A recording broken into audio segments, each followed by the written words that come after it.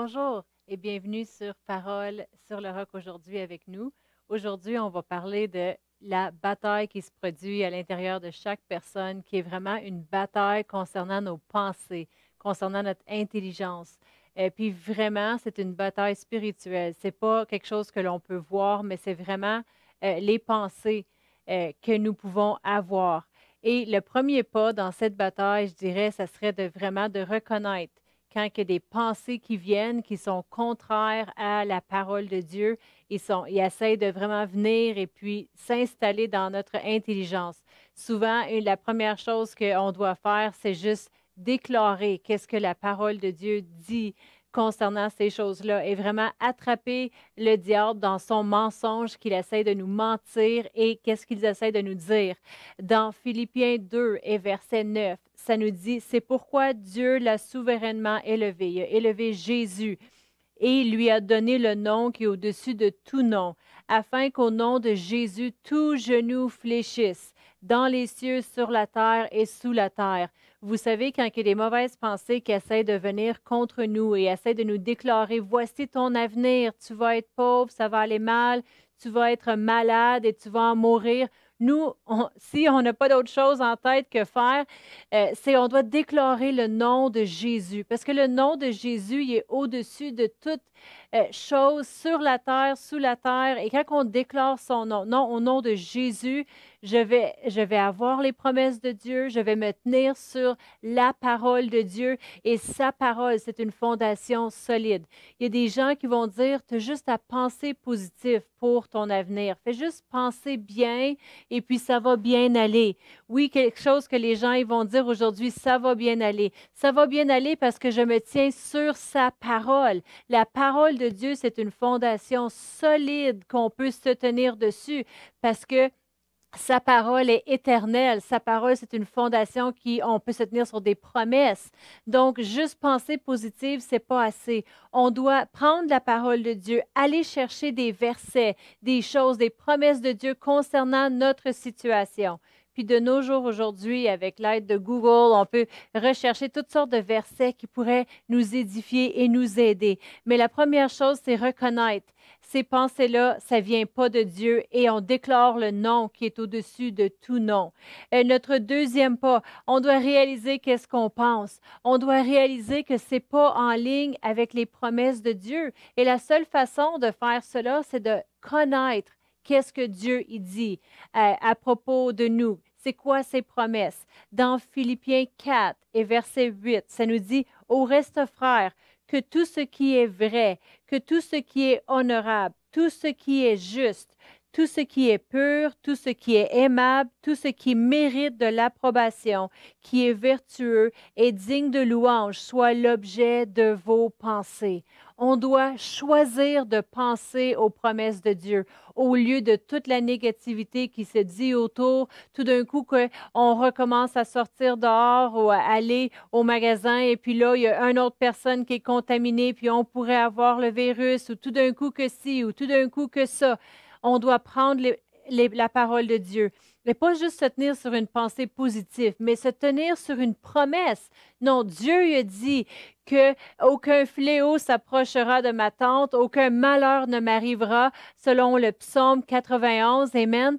Et il y a des choses qui peuvent essayer de nous atteindre, mais à cause qu'on se tient sur les promesses de Dieu, ils peuvent pas nous tuer, ils peuvent pas rien nous faire de mal. Amen.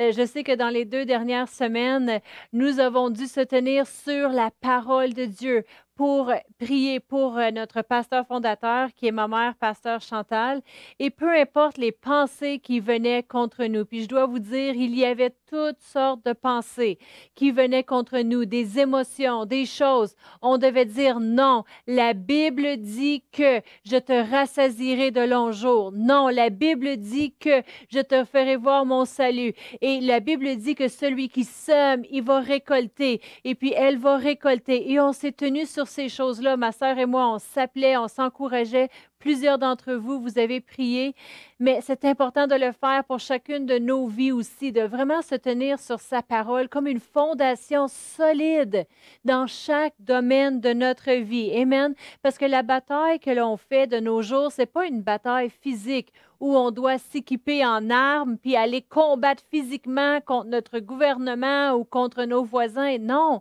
c'est une bataille spirituelle. Et puis, chaque chrétien passe à travers cette bataille. C'est pas parce qu'il y en a certains qui sont, eux autres, il n'y a rien de mal qui leur arrive, sont vraiment... Non, c'est chaque personne passe à travers des choses. La Bible nous dit que même si tu marches dans la vallée de l'ombre de la mort, selon le psaume 23, tu ne seras pas atteint, même quand tu marches dans la vallée. Ça veut dire qu'il y a des temps que tu vas marcher dans un temps difficile, mais ce n'est pas la fin.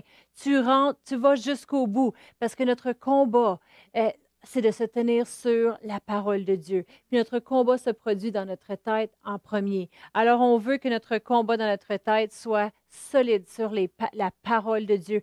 Et on ne permet pas aux pensées de l'ennemi de venir camper dans notre tête, demeurer là. On les reconnaît, ces pensées. Pourquoi? Parce qu'ils ne sont pas en ligne avec la parole de Dieu. Ils ne sont pas vrais. Ils ne sont pas honorables. Ils ne sont pas justes. Quand tu as des pensées qui viennent contre toi et puis ça joue sur ton estime et puis tu commences à penser moins de toi et peut-être que Dieu ne veut pas ça pour moi ou moi c'est comme ça. On sait que les autres sont bénis, mais pas moi. Non, parce que ça ne rentre pas en ligne avec Philippiens 4, 8, que tout ce qui est pur, tout ce qui est aimable, tout ce qui mérite de l'approbation soit l'objet de nos pensées. La Bible dit que nous, en tant que chrétiens, selon Éphésiens 6, 12, que on ne lutte pas contre la chair et le sang, mais contre les dominations, contre les autorités, contre les princes de ce monde et les ténèbres, contre les esprits méchants dans les lieux célestes. Ça veut dire que notre combat de foi, il se fait dans le domaine spirituel. Ça veut dire qu'en prière, en confessant la parole, on déclare des choses dans le domaine spirituel pour notre avenir, pour notre vie. Et puis, dans Colossiens 3 et verset 2, ça nous dit « Affectionnez-vous aux choses d'en haut et non à celles sur la terre. » Ça veut dire que continuellement, on pense comment Dieu y est bon, comment Dieu y est grand, comment il a un plan merveilleux pour chacun d'entre nous. Et on s'affectionne, ça veut dire qu'on pense, on médite sur ces choses-là au lieu de les choses autour de nous qui essaieraient de nous atteindre. Et on peut penser cela même concernant nos familles et nos enfants. Qu'est-ce que Dieu dit à propos de eux au lieu de qu'est-ce qu'on voit et qu'est-ce qu'on entend? Qu'est-ce que la Bible dit? C'est notre fondation solide. Et puis, en terminant aujourd'hui, je veux prier sur vous avec 2 Timothée 1 et verset 7.